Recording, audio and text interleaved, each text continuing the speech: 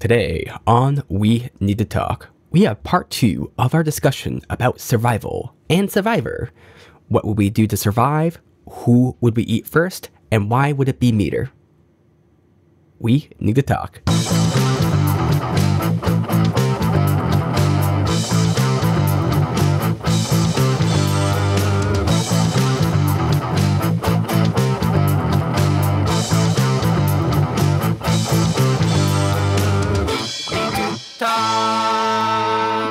And just a heads up, this is Pepin from the Editing Future. There are some pops and clicks on this episode, as well as last episode. Those will be resolved in future episodes, but there was just a problem with my computer at the time. So just please bear with it, and we'll get right in. You don't want to stop grooming and bathing yourself. Mm-hmm. There's this misconception that people in the past were very dirty and grimy and stuff, which just isn't true. It was definitely true during one particular time period, the Middle Ages, because people got so crammed into like a space, and these spaces didn't have running water, didn't have sewage, didn't have anything like that. So people were just dirty, grimy, everything smelled of shit, and that's one reason why there's so much disease and chaos in kind of those towns. But in general, things were a bit more clean. Like people don't like being dirty. I mean, think of like animals, right? Like, what does your cat do? 90% of the day, it licks itself, it cleans itself. You ever look at animals out of the wild, they're always cleaning themselves and just kind of like, taking care of themselves. And usually if they don't, it's a sign that something's wrong. So I think kind of like bathing, cleaning up, ensuring that you're healthy, it would be a big portion of that too. And of course, only so much of that's doable, granted upon like how starved you are and everything. But I think that's another big thing. So finding a nice place to bathe. If you're on the desert island, probably out in the ocean, but ideally a clean source of water would be good too. Try to find that as well. Yeah, or even like if you have a clean source of water, let that be your drinking water, and then have like just create your bathing water by boiling the ocean water or whatever. That's personally what I would do, because I wouldn't want to contaminate a potential drinking source. Right. I would rather create a bathing source. Yeah. And now that I think of it too, something some people do is they'll create their own makeshift well. So just dig a big hole, and then if artesian. A what? Artesian. Oh, is that what you call it? Artesian well. Yeah. So eventually, water just starts filling up in it, and then you can. Correct me if I'm wrong. Is that water already kind of filtered, or is it kind of like murky, like Dirk Murk? It totally depends. I think artesians come from tapping into the groundwater more than like the rain water. So it does filter through the ground, but you would probably still want to boil it unless you had like the interior, because it's still gonna have like muddiness to it. It's still in the ground. Yeah. But if you had rain catchers, that'd be a different fish. Yeah, and that I think you still would want to boil all of it, but probably not as big of a deal. I think you can drink straight rainwater. No, it's true. It's true. I would just be a little bit iffy. But there's only so picky you can be, I suppose, as well. I think I would just try to set myself up for long-term survival. And again, like, I wouldn't be just about making a camp. I'd be about making a fortress. Because effectively, you don't know how long you're going to be there. And ideally, someone will come to save you, but, you don't know that's going to be the case. And if you just kind of plan for like the next like couple days or next week, that may not be enough. You might be there your whole life. Well, I'm not planning for my life in the first week. I'm planning for the next hour for the first set of time. For the first few days I'm there. Hour, maybe day, and then stretching out to a week, and then it like gradually planning for longer and longer, but like being able to like tomorrow I have something to eat already is going to be a night and day from waking up and being like, am I going to eat today? Yeah, and I think that's fair, because maybe the way I presented that, I'm a little bit too planning happy. Well, I mean, you presented it as like, all right, I need to plan for my retirement. I'm 30 years old. What am I going to be doing when I'm 60? Will I be ready? But like day one, I'm building a lean-to. Maybe by the third year, I have a cabin, like a log cabin. But like that ain't day three shit, you know? I ain't even thinking about a cabin on day three. Yeah. So I think I might scale myself back, but definitely if I'm there more than a couple weeks, I would be thinking about long term. Nate's like week 4. We're planning for next year's Christmas. I mean, okay. And let's be honest here. I would get really bored if I had some other stuff figured out. Like I would just need to do something. Like, okay, let's say I have my food source figured out for the most part, and it seems all right. And now I have like a couple hours a day where I'm not. Or let's say I even have like 5 or 6 hours a day where I'm not doing shit. Like all I'm gonna do is just keep building, start building stuff, and just like making things overly complex. And I don't know. I'd probably start like building it like help me, little rock signs and stuff. It's kind of standard stuff, but I think I would also just like try to like find some sort of native bird that I could like turn into a chicken essentially, and get a little fence and pen and start trying to cultivate husbandry. Yep. Yeah, I was thinking farming too, but I was thinking crops, depending on the soil.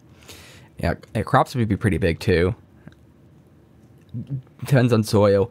I suppose it also having just a good like resource cache or like map of the place too, because if you can know what resources are in different places, you could maybe do crop cycling or something. Like you can start attacking this one place, kind of go over to the other place, and just kind of just keep going around and around. Nate's on his fucking 4-year plan again. My first is like, I need to, let's see if I can grow anything. Nate's like, no. We need 4 different crops. One of them's going to be just a regular dump crop. We only grow, gross stuff over in this one for this one. So we just let it die. And then that'll be rich soil for next year. Like, Nate, we don't have food for tomorrow. Why are you planning for 4 years from now? Was it compound interest? If I don't have food for tomorrow, then I have to increase my food production by 1%. Right? That 1% compounds over the course of a year. And now I have enough food to feed a village. Yeah, that's how food works. Am I going to need all that food? No. Will I charge exorbitant prices for it? Yes. Yeah. Will I become rich? Totally. Well, the animals are going to eat it all. Well, see, this is where the base building comes into play, right? You know how, like, in like, I don't know, stories, how they have, like, a moat with, like, alligators and stuff in there? Yeah. Kind of like that. I'm thinking more like spike traps and stuff. And, like, just spikes out all over the place.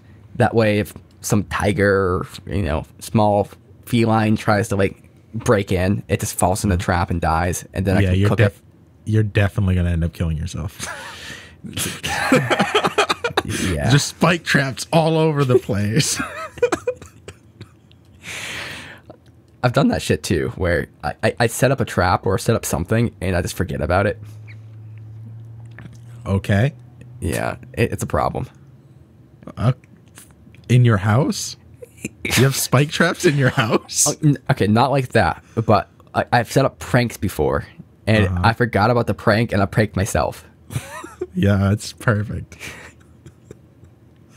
I don't know. Imagine like a little Jack in the Box thing you put in the thing, and then I forget I put it there. I'm like, oh, what the shit is this? This will definitely trick some idiot. And it definitely did. And then 1 hour later. So, next part of survival is getting saved. What if I don't want to be saved? Well, then I guess Jesus isn't for you. What if other people need to be saved and I'm the saving? Well, Meter, we said this before. You are equivalent, if not equal, to Jesus. That's well stated. So I think that might make sense. I mean, Okay. I mean, maybe you start getting like a population that will immigrate to your little island, right? And it doesn't become just this place that you're surviving all alone, but becomes like a refuge, like for people who just need to get away from it all. And then you can start building up your like I don't know, your coconut monopoly. We need to make this hut a home. I talked about Savior Day One. Fucking burn the forest. See, isn't that like the long-term plan, like the longest-term plan, though, out of all this? Because essentially, what you're saying there is you burn the forest. That way, in 40 years, that soil, which is now extremely fertile, grow brand new fruit. You're not just thinking about, like, today. You're thinking about people get stranded on this desert island 50, 100, 200 years from now. No, I'm thinking about me right now getting saved. God damn it. Burn the forest down, and then it's all just black ash and my white ass standing on top of it. Everyone's going to be able to see me. I'm not hidden by any trees. The animals have nowhere to hide from me. And I'm a box of raccoon. You think you'd win against the raccoon? Absolutely. It's already got 2 black eyes. God damn it. I done showed it twice. 1, 2. This is the most, like, punny you've been in quite some time, Meter. I know. It's because I've been stranded on this fucking island for so long. In my brain. So let's quickly go to if there was multiple people there. Let's say it wasn't just you, but it was like a group of like 4 or 5 people. You think that'd be an ample amount? Yeah. Okay. So how do you think that would go down for you? Delegate. I would immediately establish myself as the dominant leader by vote. Okay. Alpha male. Everyone would vote me as the leader. No. This isn't a take charge thing. This is a be given charge. This is like a more subversive tactic. Well, I would say it's just the natural hierarchy of things, just playing bear in reality just naturally, right? This is just what happens when Meter's there. Yes. And so I would lay out a plan of, okay, here are the things we need to do, and let people volunteer to take on those tasks, and then just have a delegation of things that need to be done and make it happen. So foster a foster community of growth through cooperation. I think you'd be really good at that too. I would be. And would people kind of start slacking or kind of stop doing things? They won't? They won't. No, guilt. Guilt? Guilt. It's the most effective way to convince people to do things without having to actually like tell them to do things. So give me a practical example of how this would work. Okay. Okay. So you're slacking on what's your task? What task would you like to do, Nate? So I want to go search for some nice clean water. Oh, that's actually a really good idea. Water's going to be like one of the most important things that we do. Okay, go ahead and head off and do some searching. Okay. All right, so go for searching, and then I come back, say, 5 hours later.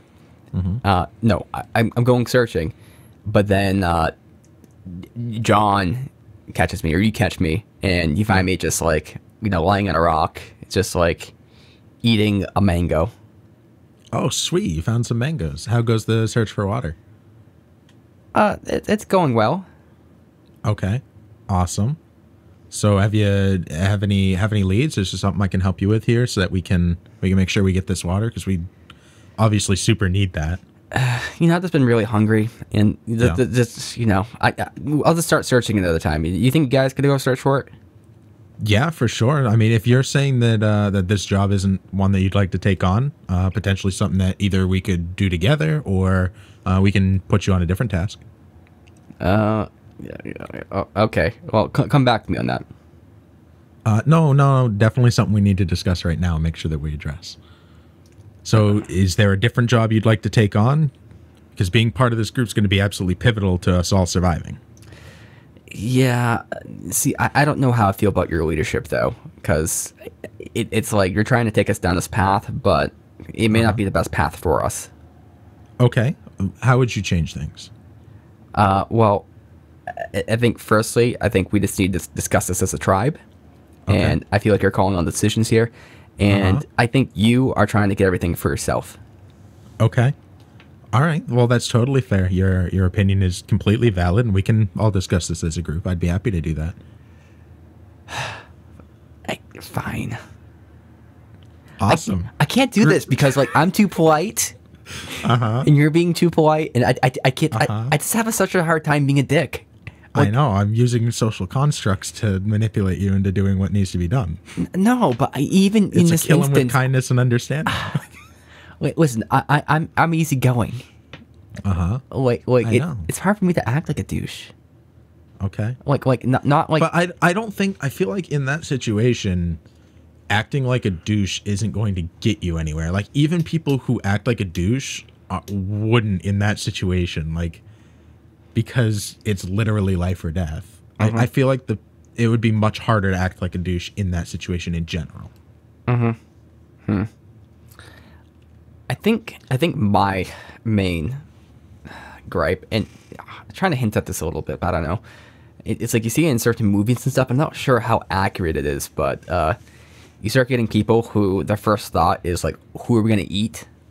Or, this person's trying to take control. I don't like this person. They're going to lead us into like damnation.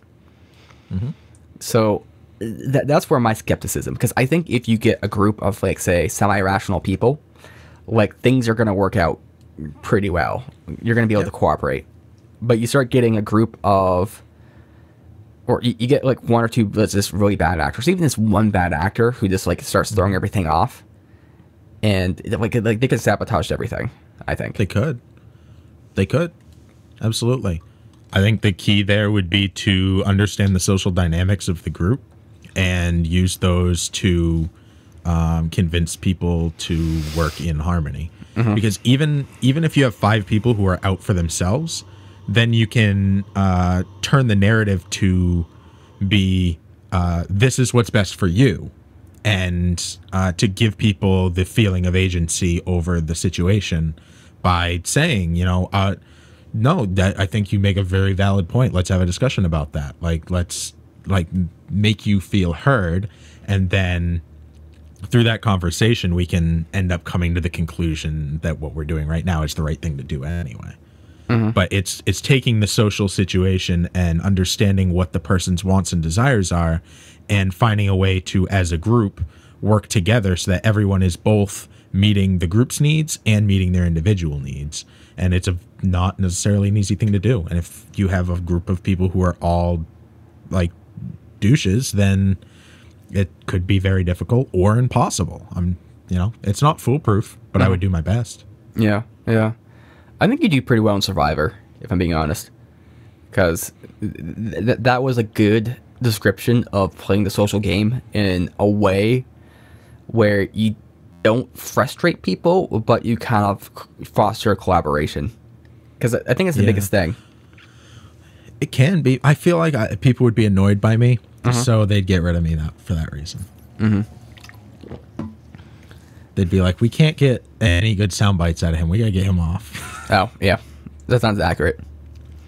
I feel like I might do well on this show. Probably not, though. Well, because I think I get too, like, mischievous. Well, okay. I think the big issue is the big issue is all the spike traps.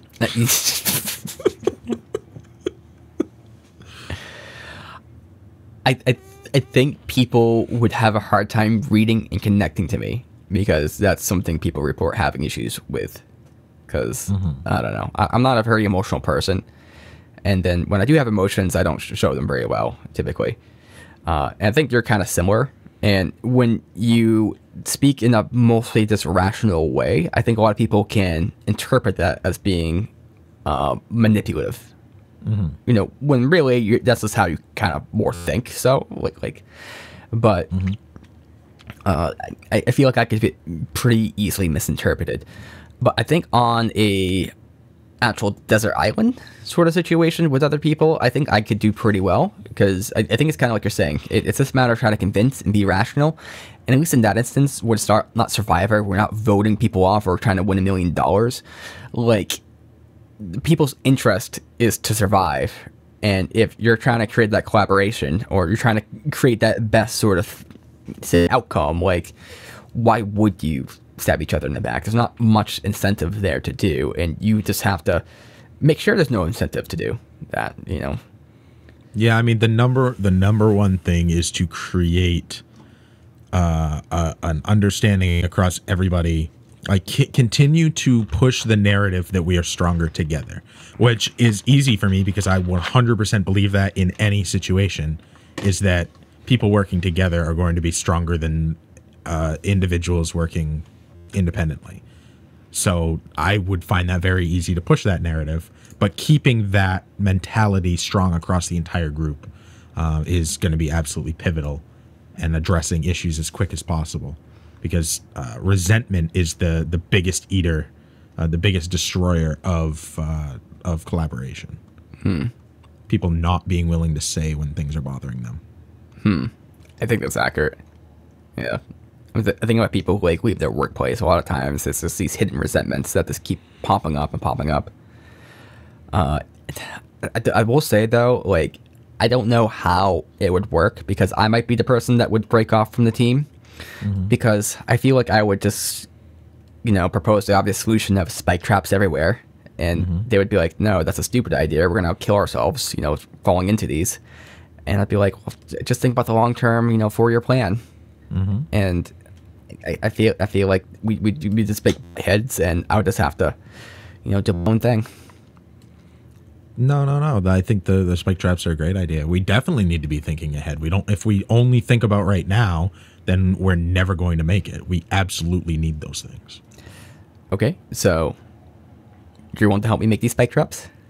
Sure. Yeah. Teach me how to do it. Let's draw out a quick little map of the immediate area, so we can figure out where we want these spike traps in places that are going to be the safest, but also the most effective. Okay. So let's put most of them here right next to where Chris sleeps, because we got to keep him safe.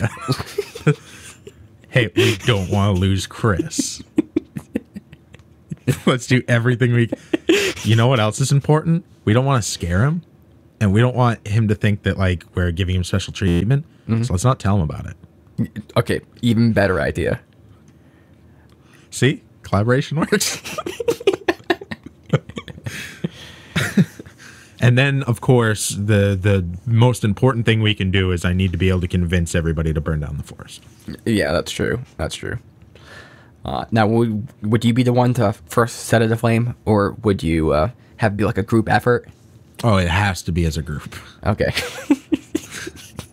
Because if I'm going down for burning the rainforest, you're all going down with me.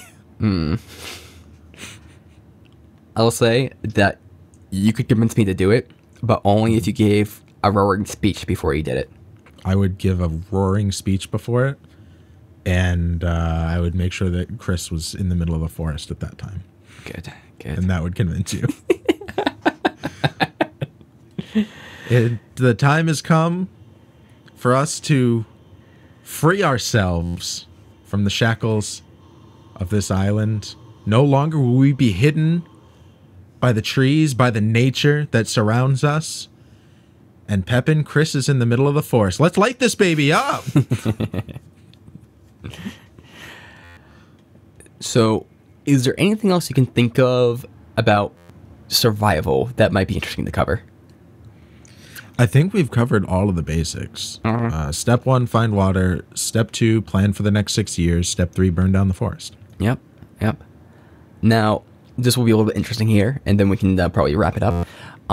How would you think the other person would be at survival? Like, you know, giving the in realistic estimation, how well do you think that I would do on that, and I'll give my assessment of how I think you might do in that kind of situation. So, I can go first. You can go first. You do great. because you would do whatever you gotta do to survive, and the most important thing to Pepin is that Pepin's alive. So I think you would do what needs to happen for that, and the only thing that would take you down would be some sort of an accident, like a misstep, and you fall off a rock and break your ankle, or something real silly like that. But it wouldn't be like starvation or dehydration or something like that. You would have that shit in the bag. Yeah. I think I pick up stuff a little too much, or I can kind of step back and kind of think about things and how to, figure stuff out. I think you do real well as well. I think you have some good experience in kind of that area to some degree, and I think you kind of have like I'm not gonna say like a primal sense, but you have like kind of that instinctive sense of like what to do. And so I think you would probably, I don't think you'd have any real struggles. I'm trying to think what you might struggle with. I think the only thing you might struggle with is, I feel like you might play it a little too safe. Says the person who's coming up for the 4-year plan, but I don't see you exploring as much as you might need to. Yeah, probably. I mean, if I have all the stuff I need, why explore anymore? Yeah. I think I would just keep trying to like just map out things and trying to get like the ultimate plan until I can know the whole island. But that might not be possible depending how big it is. No, we would make a formidable opponent for the island. All right. So, if you like this episode, you should definitely leave us a rating on iTunes or Stitcher or the other place. What is it? Facebook? SoundCloud. SoundCloud. No. No? Not that one. Not Facebook? Well, yeah, Facebook. Okay. Facebook.com/We Need to Talk Show. Oh, Twitter.com/WNTT1. Definitely let us know what you think of the episode. I mean, the comments are great on Facebook. I feel like we're not getting pushed as much by the platforms lately for some reason. Yeah. Because I noticed that sometimes our views are kind of high for an episode, and then other times they aren't. So I feel like we're not getting out there as much. So if you can leave a rating or leave a comment or just anything, that will kind of help drive traffic to the episodes, which I think would be great for us. Absolutely. And also, if there's a topic you want us to talk about, let us know. Because we, on any platform, because we will gladly talk about whatever you guys want us to. Hey, Meter. Hey, Pep. Yo, Pepin. So, about this whole Chris thing. I know you really like Chris. Chris is a great guy. I mean, sometimes he does stuff that's just drives me crazy, and it seems like we want to kill him. I mean, we don't actually want to kill him, right? Oh, you should have told me that 6 or 7 minutes ago. Wait, what happened? Nate, we need to talk.